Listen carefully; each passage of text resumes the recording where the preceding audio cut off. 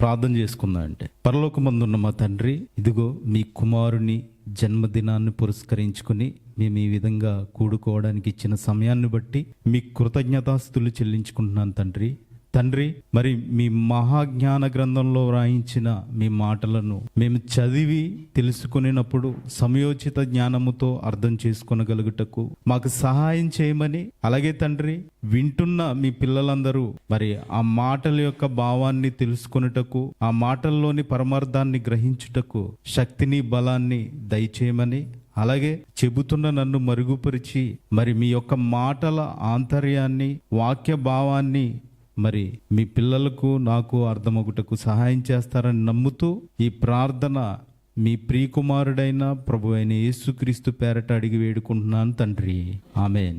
ప్రియమైన దేవుని పిల్లారా, రిక్తునిగా జన్మించిన రక్షణాధారుని రక్షణ, ఇది మనం ఆదివారం నుంచి ప్రకటించుకున్న పాఠం. మరి ఈ టైటిల్ యొక్క భావాన్ని మనం ఆలోచించగలిగితే, ఈ టైటిల్ని మనం మరి ఆ యొక్క అర్థాన్ని మనం తెలుసుకోగలిగితే, రిక్తుడు అంటే ఏంటండి?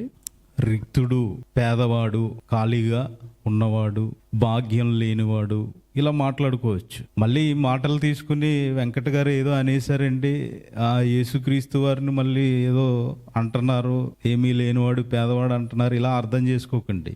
పదాలకి అర్థాలు చెప్తున్నాను, అంతే. పదాలకి అర్థాలు చెప్తున్నాను. ఇలా సాధారణంగా ఏమీ లేని స్థితిని సూచిస్తుందండి రిక్తుడు అనే పదం. అయితే జన్మ గురించి మీకు తెలిసిందే. జన్మించడం అంటే ఏంటి? పుట్టుక, అవతరించుట, ఉద్భవించుట.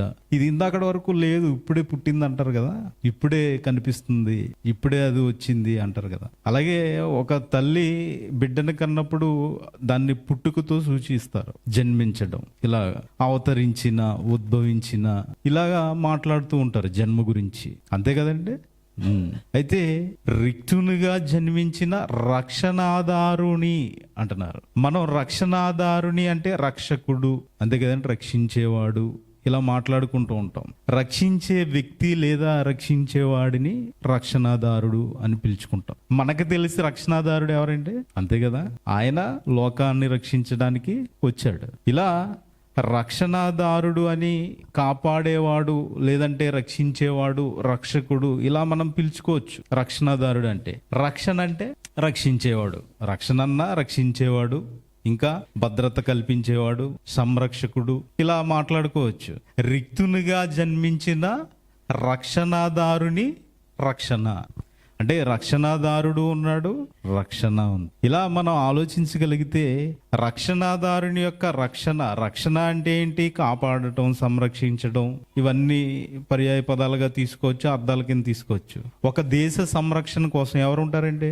సైనికులు ఉంటారు, వాళ్ళ మీద అధికారులు ఉంటారు. మరి ఆ బోర్డర్లో మనం చూసుకుంటే దేశాన్ని కాపాడడానికి వెళ్ళిన విధంగా వాళ్ళని మనం చూడగలుగుతాం. అలాగే కుటుంబాన్ని రక్షించే రక్షకులు ఎవరన్నా అన్న తండ్రి కుటుంబాన్ని చూసుకుంటాడు, ఆ కుటుంబంలో బాబోగులు చూసుకుంటాడు, వాళ్ళకి ఏం కావాలో తీసుకొస్తూ ఉంటాడు. నాన్న, తండ్రిని మనం చెప్పుకోవచ్చు. ఇలాగా అనేక విధాలుగా రక్షణ సంస్థలు ఉన్నాయి, రక్షక భటులు ఉన్నారు, ఎన్నో రక్షణ కల్పించే వ్యవస్థలు కూడా ఈ లోకంలో ఉన్నాయి. ఇలా మనం మాట్లాడుకుంటూ వెళ్ళిపోతే, ప్రియమైన దేవుని పిల్లలారా, రక్షణాధారుడు ఎవరు అని మనం ఆలోచించగలిగితే మనం బైబిల్లోకి వెళ్ళిపోవాలి. రక్షణాధారుడు ఎవరు అని మనం ఆలోచించగలిగితే కీర్తనల గ్రంథము 118వ అధ్యాయము 14వ వచనం, యెహోవా నా దుర్గము, నా గానము, ఆయన నాకు రక్షణాధారమాయను. ఎవరండి? కీర్తన గ్రంథంలో మాట్లాడుతూ ఏమంటున్నారండి? యెహోవా నా దుర్గము, నా గానము. ఇప్పుడు వరకు మీరు పాటలు పాడారు కదా, ఎవరి గానం? దేవుందా, మీదా? ఎవరిదని చెప్పుకుంటారండి? నేను బాగా పాడానా, ఆయన బాగా పాడా? అందరికీ ఇప్పుడు మీరు ఒకరినొకరిని గణపరచుకోండి అంటాడు కదా, అది పాటించాలి. ఎవరు పాడినా వాళ్ళని అప్రిషియేట్ చేయడం, వాళ్ళని పొగడడం, మీరు ఇంకా బాగా నేర్చుకోండి, ఇలా చేయాలి. లేకపోతే అలా ఎలా నేర్చుకుంటారంటే? అవునా కదా? ఒకరిని ఒకరు గణపరచుకోండి అని ఉందా బైబిల్లో? లేదా? లేదు ఒకరినొకరిని తిట్టేసుకోండి అని ఉందా? అవునా కదా? ఇంకా ఈ పల్లవి ఇదిగో మీరు నేర్చుకుంటారు కదా, ఈ పల్లవి ఇలా పాడితే బాగుంటుందండి, ఈ చరణం మీరు ఇలా పాడితే ఇంకా బాగుంటుందండి అంటే వాళ్ళు నేర్చుకోవడానికి ఇష్టపడతారు. ఇది ప్రత్యేకించి ఏదో నేను నేర్పవసరం లేదు, మీకు మళ్ళీ ప్రత్యేకించి నేర్పవసరం లేదు, ఇది మీరు తెలుసుకోవాలి. నా గానం అంటున్నాడు, ఆయన నాకు రక్షణాధారమాయను. రక్షణాధారం ఎవరంట? దేవుడు, యెహోవా. ఇంకా కీర్తనల గ్రంథం అదే 118వ అధ్యాయము 21వ వచనం, నీవు నాకు రక్షణాధారుడవై నాకు ఉత్తరమిచ్చి ఉన్నావు, నేను నీకు కృతజ్ఞతాస్తుతులు చెల్లించేదను. నేను ఏం చేస్తానంటే ఏమంటున్నారంటే కృతజ్ఞతాస్తుతులు. ఎందుకు? నీవు నాకు రక్షణాధారుడు అయిపోయావు, నీవు నాకు రక్షణ. ఎవరండి? దేవుని గురించి మాట్లాడుతున్నారంటే ఇవన్నీ దేవుని గురించి. ఇలా మనం ఆలోచించుకుంటూ వెళ్తే ఇంకా యెషయా గ్రంథం ఒకసారి చూడండి. యెషయా గ్రంథం 12వ అధ్యాయం 2వ వచనం, ఇదిగో నా రక్షణకు కారణభూతుడగు దేవుడు, నేను భయపడక ఆయనను నమ్ముకొనుచున్నాను. యెహోవా యెహోవాయే నాకు బలము, ఆయనే నా కీర్తనాస్పదము, నా కీర్తనాస్పదము, నా కీర్తనాస్పదము. ఆయన నాకు రక్షణాధారం ఆయను. నా కీర్తనాస్పదము ఎవరయ్యారంటే యెహోవా. ఏమయ్యారంట? కీర్తనాస్పదము ఆయన, నాకు రక్షణాధారం ఆయను అంటున్నారు. చూడండి. ఇంకా కీర్తనల గ్రంథం 62వ అధ్యాయం 6వ వచనం, కీర్తనల గ్రంథం 62వ అధ్యాయం 6వ వచనం, ఆయనే నా ఆశ్రయదుర్గము, నా రక్షణాధారము, నా ఎత్తైన కోట, ఆయనే, నేను కదిలింపబడను. అంటే మీరు కదలకుండా స్థిరంగా వాక్యాన్ని పట్టుకుని దేవుని దగ్గర దేవునితో నడవాలంటే ఎవరు ఉండాలి మీకు రక్షణాధారంగా? దేవుడు. అందుకనే భక్తులు కూడా వాళ్ళు ఎలా మాట్లాడుతున్నారో చూడండి. ఇప్పుడు దావీదు గారి కీర్తనలు మరి మీరు అన్ని చూసుకున్నప్పుడు ఏమంటే, ఆయనే నా ఆశ్రయదుర్గము, నా రక్షణాధారము, ఇంకా నా ఎత్తైన కోట. ఆయనే, దేవుడే. దేవుణ్ణే తీసుకున్నారండి. ఈరోజు మనం ఎలా తీసుకుంటాం? మా అన్నయ్య బాగా క్యాష్ పార్టీ కాబట్టి మా అన్న ఉండబట్టి నేను ఏదో ఇలాగా స్థిరపడ్డాను.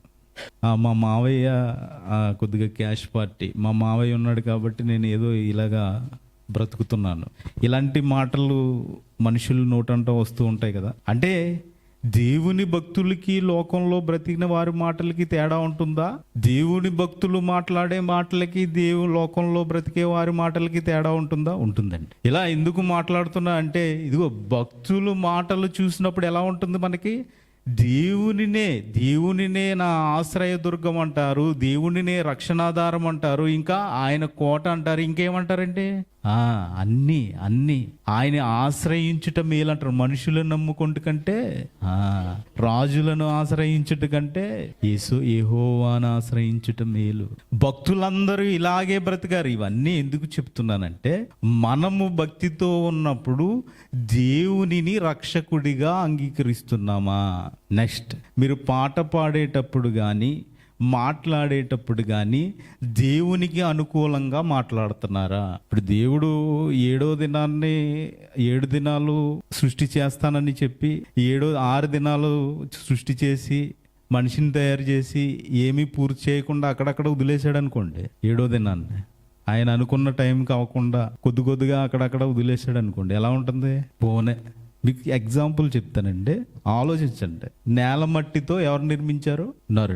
నరుణ్ణి చేసినప్పుడు చెయ్యి చేసి ఈ మధ్యలో ఈ గోరులు చేయలేదు అనుకోండి. ఈ గోరులు చేయకుండా సగం చేసి సగం వదిలేసి అనుకున్న టైంకి చేయకపోతే ఎలా ఉంటాడు మనిషి? అవునా? ఇంకా మీరు ఆలోచించగలిగితే లోన ఎముకలు పెట్టలేదు అనుకోండి. మనిషి అయితే మర్చిపోతాడు కానీ దేవుడు మర్చిపోడు కదా. ఇప్పుడు లోన ఎముక లేదన్నా చేయలేదు అనుకోండి, ఏం చేస్తాడు మనిషి? ఒక కన్ను ఇలా ఒకటి కిందకి పెట్టి ఇలా ఒకటి పైకి పెట్టాడు అనుకో, ఎలా ఉంటదండి? అవునా?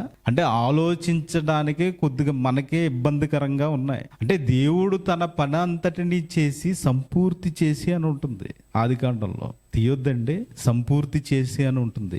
దేవుడు చేసిన పనిని గుర్తించి దేవుడు చేసే మేలులను బట్టి వీళ్ళు మాట్లాడుతున్నారండి.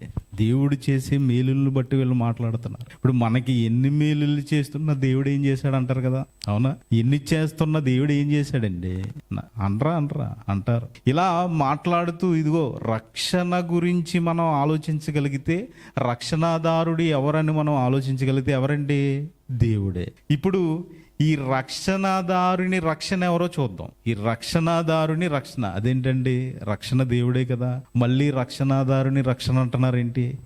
డౌట్ వస్తుంది చాలా మందికి. ఎందుకంటే ఈ రోజు ఎవరైనా కొత్తగా వింటుంటే మళ్ళీ ఇతను రక్షణాదారుని రక్షణ అంటున్నాడేంటి? రక్షణ అంటేనే దేవుడు కదా, రక్షణాదారుడు అంటేనే దేవుడు కదా, మళ్ళీ రక్షణాదారుని రక్షణ ఏంటి అని మనం ఆలోచించగలిగితే, ఇంతకీ రక్షణ అంటే ఎవరు, రక్షకుడు అంటే ఎవరు మనం చూద్దామండి. మత్తయి సువార్త 1:21.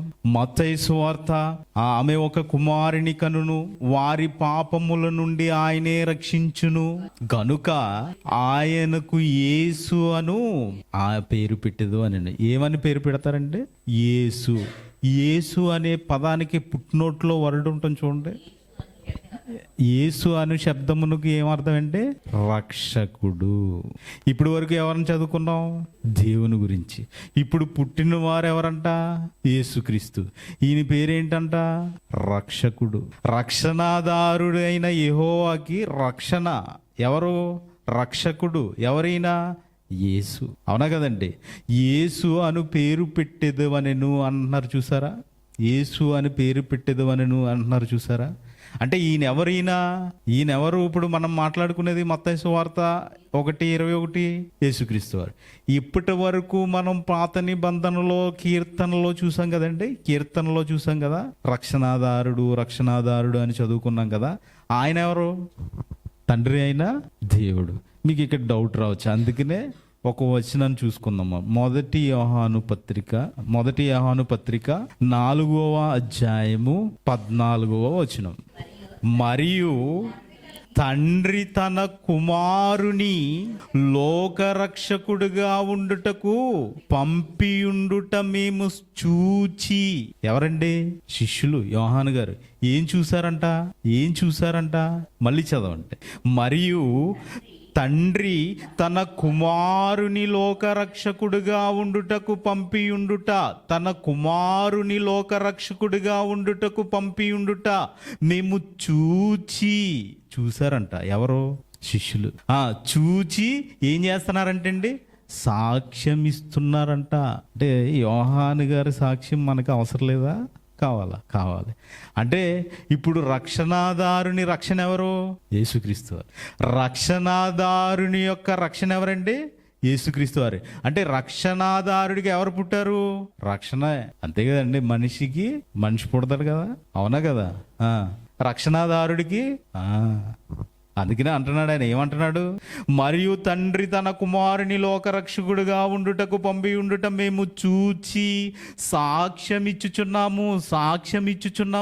స్టెఫన్ గారు కూడా చనిపోయినప్పుడు అంటారు కదా, ఏం చేస్తాడండి ఆయన? చనిపోయేటప్పుడు పరలోక ఆకాశం తెరవబడుతుందంట, ఆకాశం వైపు చూస్తాడంట. ఆకాశమున తండ్రి కుడి పార్శ్వమున యేసుక్రీస్తు వారు ఏం చేస్తున్నారంటే అండి? నుంచున్నాడంట, కూర్చోలేదంటే. మీకు డౌట్ ఉందా? చూపిస్తాను. అందుకనే వాక్యం సరిగ్గా చదువుకోమని చెప్పింది అందుకనేనండి. అపోస్తుల కార్యములు 7వ అధ్యాయము 55వ వచనం. చాలా జాగ్రత్తగా చదవండి. అయితే అతడు పరిశుద్ధాత్మతో నిండుకొనిన వాడై ఆకాశము వైపు తేరి చూచి దేవుని మహిమను, యేసు దేవుని కుడి పార్శ్వమందు నిలిచియుండుట చూచి. ఎవరు మాట్లాడరేంటి? చదువుకున్నది. ఇప్పుడు మనం చదువుకున్నావా చదువుకోలేదా? ఏం చదువుకున్నాం? ఏ వచనం చదువుకున్నాం అండి? ఎన్నో ఏ పుస్తకం? ఏ టెస్టిమెంట్ ఇది? పాత నిబంధన, కొత్త నిబంధన. అపోస్తుల కార్యం 7వ అధ్యాయం ఎన్నో వచనం? ఏమనుందండి? అతడు పరిశుద్ధాత్మతో నిండుకొనిన వాడై ఆకాశము వైపు తేరి చూచి దేవుని మహిమను, యేసు దేవుని కుడి పార్శ్వమందు నిలిచియుండుట. మీరేంటి కూర్చున్నారన్నారు? చూసారండి? అంటే స్టెఫన్ గారి సందర్భంలో ఏం చేస్తున్నారు? ఆయన నుంచున్నాడు. ఆయన కూర్చుంటాకే వెళ్ళాడు.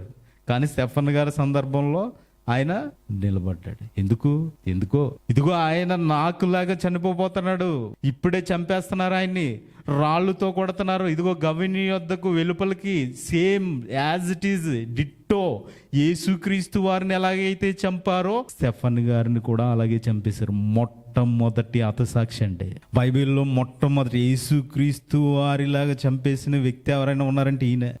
అందుకనే ఆయన నిలబడిపోయాడు. అంతే కదా. అప్పుడు మీకులాగే ఎవరన్నా చేస్తున్నారు, ఇమిటేట్ చేస్తున్నారు అనుకో మిమ్మల్ని అది చూసారు, మీరు ఆశ్చర్యపోతూ ఉంటారు చూసారా. అదిగో అలా నిలబడి చూస్తూ ఉంటారు, నాకులాగే చేస్తున్నాడే, నాకులాగే మాట్లాడుతున్నాడే, ఇలా మాట్లాడు. అది మీ పిల్లలే ఉన్నారనుకోండి, మీకులాగే ఏమన్నా మాట్లాడుతున్నారనుకో, మీరు ఆలోచించరా? అతని గురించి నిలబడి చూడరా?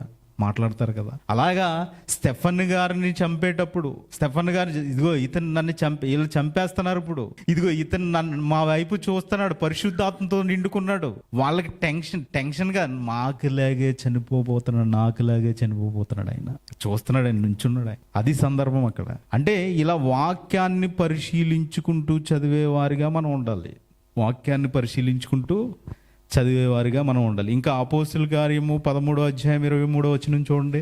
యేసే రక్షకుడు అని చెప్పుకున్నాం కదండి. ఇప్పుడు మనం అతను సంతానము నుండి దేవుడు తన వాగ్దానము చొప్పున ఇస్రాయేలీ కొరకు రక్షకుడగు ఎవరిని పుట్టించారండి? ఎవరు? రక్షణాదారుడు రక్షణను పుట్టించాడు. ఎవరికి? ఇశ్రాయేలీలకి. రక్షణాదారుడు రక్షణ పుట్టించాడు. ఎవరికి? ఇశ్రాయేలీలకి. ఇదిగో చూడండి, అదే మాట అంటున్నారు. అతని సంతానం నుండి దేవుడు తన వాగ్దానము చొప్పున ఇశ్రాయేలీలు కొరకు రక్షకుడగు యేసును పుట్టించాను. యేసు అంటే ఏంటి? రక్షకుడు. ఇంకో క్వశ్చన్, యోహాను సువార్త 3వ అధ్యాయము 35వ వచనం. యోహాను సువార్త 3వ అధ్యాయము 35వ వచనం. తండ్రి కుమారుని ప్రేమించుచున్నాడు గనుక ఆయన చేతికి సమస్తము అప్పగించాడు. తండ్రి కుమారుని ప్రేమించుచున్నాడు గనుక ఆయన చేతికి ఏం చేశాడండి? సమస్తం అప్పగించాడు. ఇప్పుడు ముందు రక్షణాదారుడు ఎవరు? దేవుడు. ముందు కోట ఎవరు? దుర్గం ఎవరు? ఇప్పుడు సమస్తాన్ని ఎవరికి అప్పగించారంట? ఇప్పుడు మన కోట ఎవరు? యేసు. రక్షణ ఎవరు? యేసు. అర్థమవుతుందంటే అంటే సమస్తమును ఎవరికి ఇచ్చేశారు? యేసుక్రీస్తు వారికి. నీ పాపం పోవాలంటే ఎవరి వల్ల పోతుంది? యేసుక్రీస్తు వారి వలన.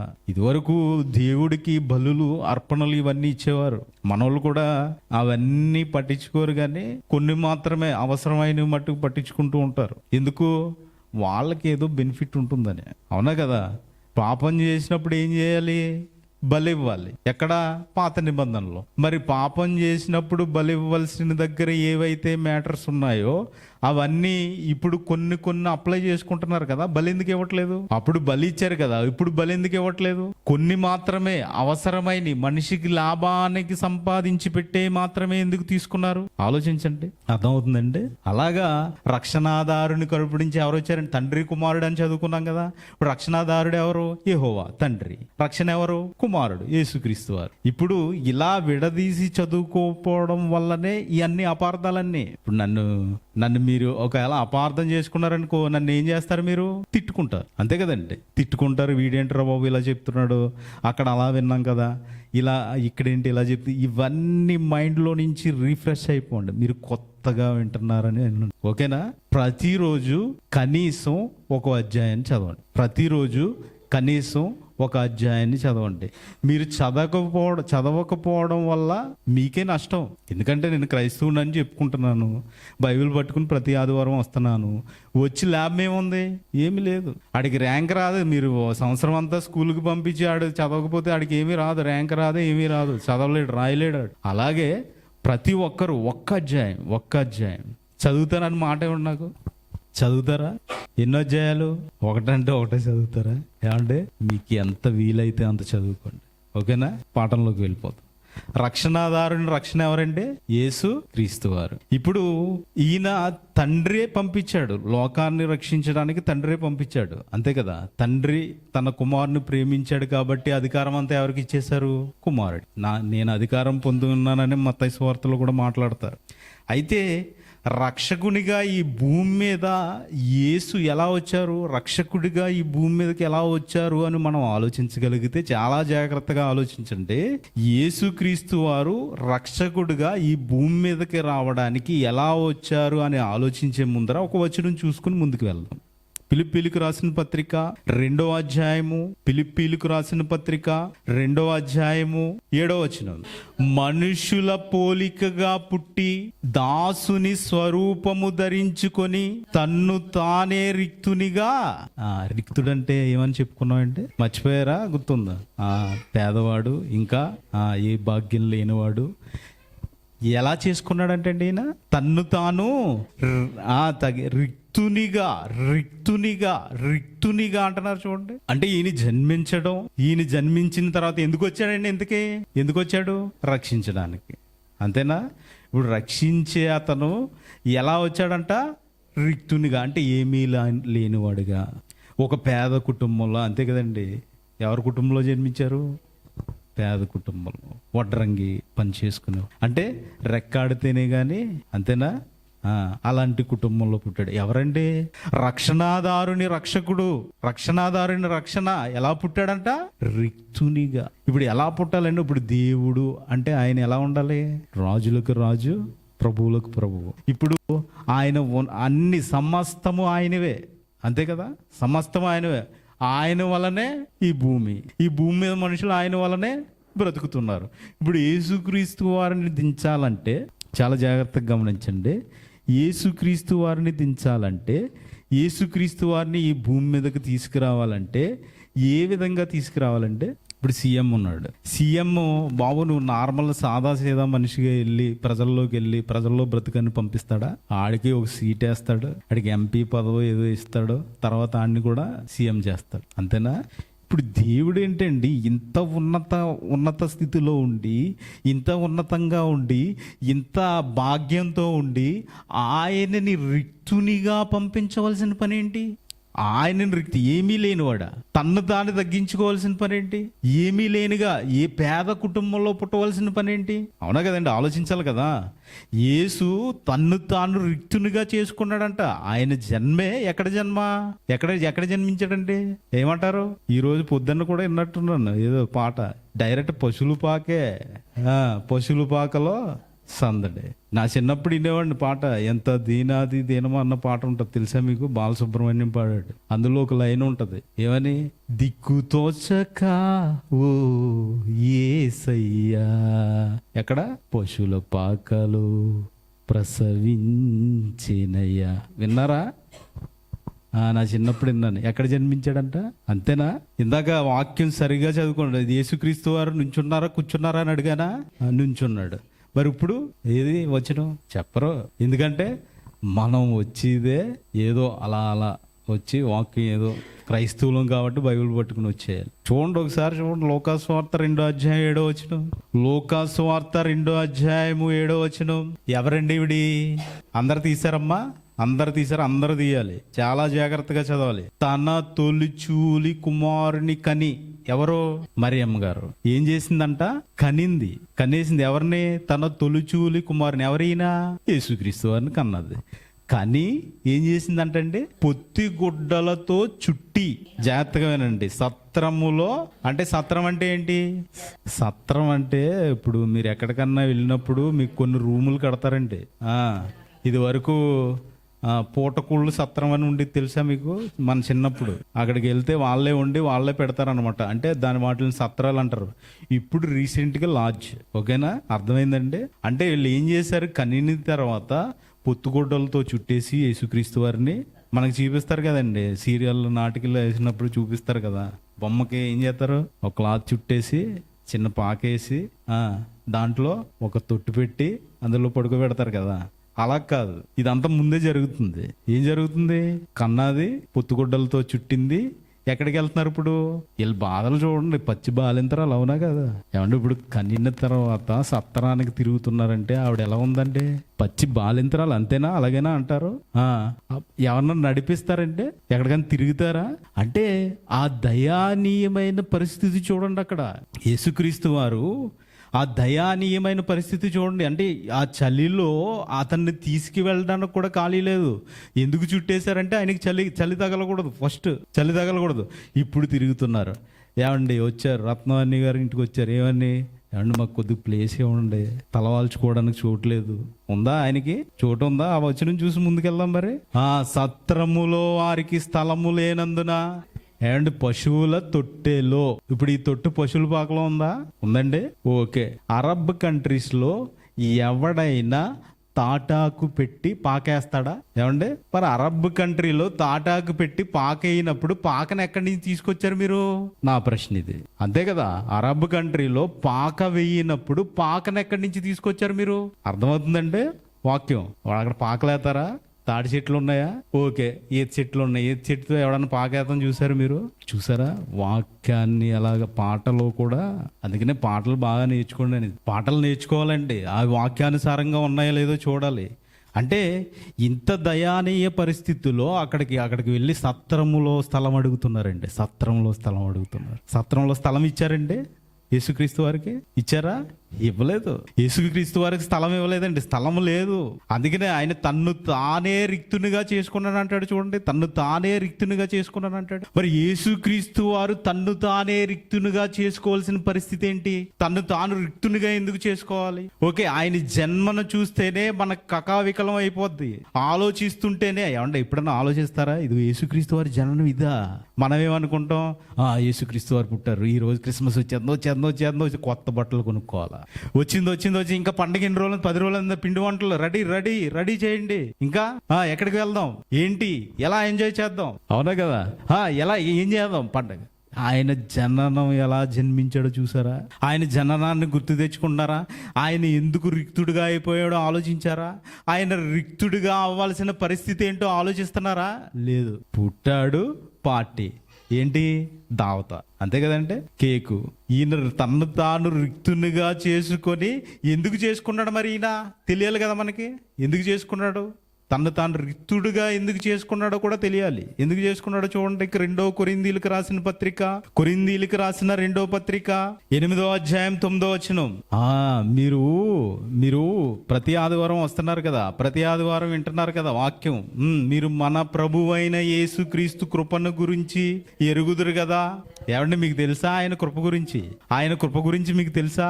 ఓకేనా? అర్థమవుతుందా? ఆయన కృప గురించి మీకు ఎరుగుదురు కదా.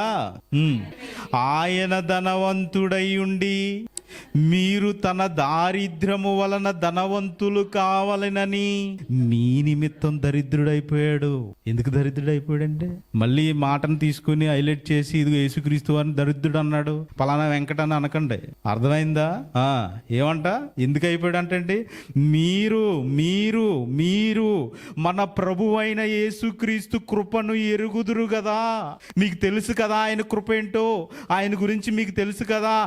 ఆయన ధనవంతుడై ఉండి, ఏమండి ధనవంతుడు కదా, శ్రీమంతుడు కదా. యేసుక్రీస్తు వారు ఏమైనా తక్కువడా?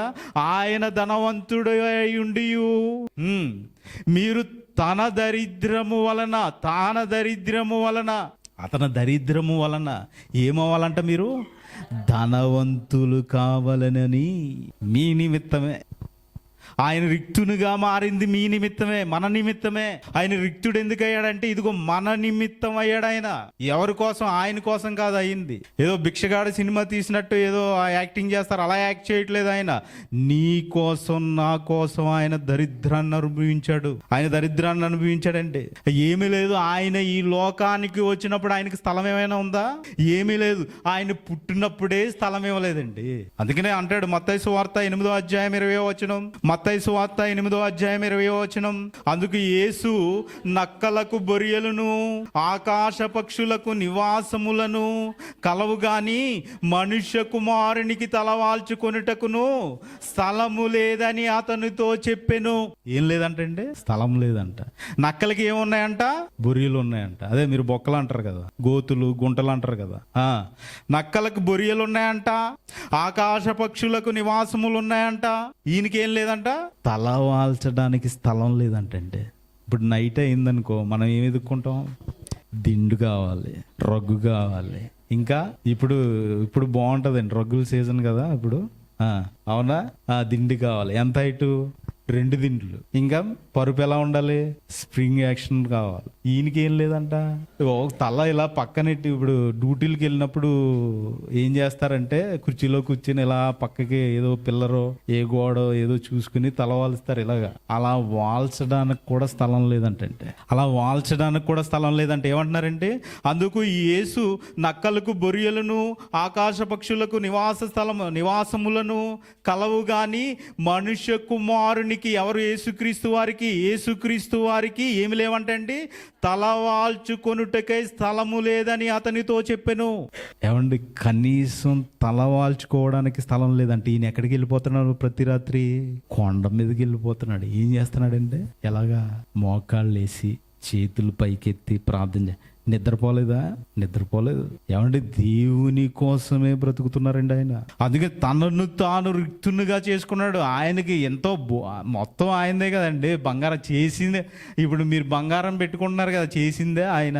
వజ్ర వైడూర్యాలు ఆయనవే, సమస్త భూమి ఆయనదే, ఆకాశములు ఆయనే. ఆయన లేకుండా ఏది కలగలేదు. ఆయన రిక్తుడేంటండి? ఆయన రిక్తుడు కావాల్సిన పని ఏంటి? అవునా కదా? లోకాసు వార్త ఆయన ఎందుకు వచ్చాడు మరి? లోకాసు వార్త 19వ అధ్యాయం 10వ వచనం. లోకాసు వార్త 19వ అధ్యాయం 10వ వచనం. నశించి దానిని వెదుకు రక్షించుటకు మనుష్య కుమారుడు వచ్చిందని అతనితో చెప్పిన. లోకాసు వార్త 19:10 వచనంలో నశించిన దానిని, ఎవరు నశించిపోయారు? ఏం నశించిపోయి? బంగారమా? మనమేంటే నశించిపోతున్నామంట.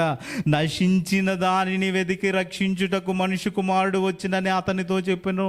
ఇది ఎవరికి అర్థం కావట్లేదు. ఏమంటే ఈరోజు బాప్తిస్మము తీసుకొని వారు కూడా క్రిస్మస్ చేసుకుంటారు. బాప్తిస్మము అవసరం లేని వారు కూడా క్రిస్మస్ చేసుకుంటారు. ఏమంటే హ్యాపీ క్రిస్మస్ బ్రదర్. ఏంటి, నువ్వు రక్షింపబడ్డావా? నీకోసం యేసు ఎందుకు వచ్చాడో తెలుసా? ఆయన ఎందుకు జన్మించాడో తెలుసా? ఆ జన్మ ఎందుకో తెలుసా? ఆయన రిక్తుడిగా ఎందుకు మారాడో తెలుసా? ఆయన ధనవంతుడై ఉండి, ఐశ్వర్యవంతుడై ఉండి ఎందుకు ఈ భూమి మీదకి లేనివాడుగా వచ్చాడో తెలుసా? అవునా కదండి, ఆలోచించాలి కదా. ఎందుకు వచ్చాడంట? మొదటి తిమోతికి 1వ అధ్యాయం 15వ వచనం. తిమోతికి రాసిన పత్రిక మొదటి తిమోతి 1వ అధ్యాయం 15వ వచనం. ముగించేసుకుందాం. పాపులను రక్షించుటకు క్రీస్తు యేసు లోకమునకు వచ్చెనను వాక్యము నమ్మదగింది. ఏం నమ్మాలంటే వాక్యాన్ని నమ్మాలంటే ఏ వాక్యం అంటది? పాపులను రక్షించుటకు క్రీస్తు యేసు లోకమునకు వచ్చినను వాక్యము నమ్మదగినది. ఏమండి, ఈ వాక్యాన్ని నమ్ముతున్నారా? నా పాపాన్ని రక్షించాడానికి వచ్చాడని నమ్ముతున్నారా? ఇంకేమంటున్నారండి? పూర్ణ అంగీకారమునకు యోగ్యమైనది అయి ఉన్నది, అట్టి వారిలో నేను ప్రధానుడను. ఎవరంటున్నారండి మాట? పౌలు గారు.